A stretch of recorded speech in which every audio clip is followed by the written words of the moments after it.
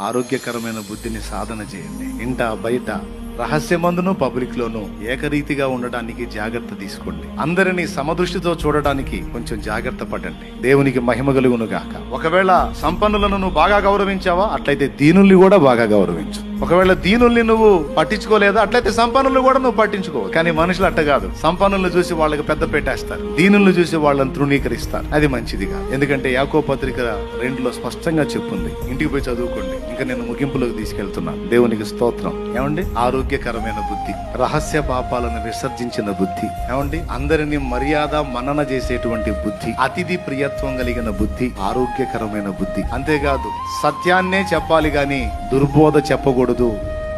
ఉన్నది ఉన్నట్టు మాట్లాడాలి గాని లేనిపోయినవి కల్పించి మాట్లాడకూడదు. అది రైట్ కాదు. ఆరోగ్యకరమైన బుద్ధిని నేను సాధన చేయాలి అనే మనసు కలిగి ఉండండి.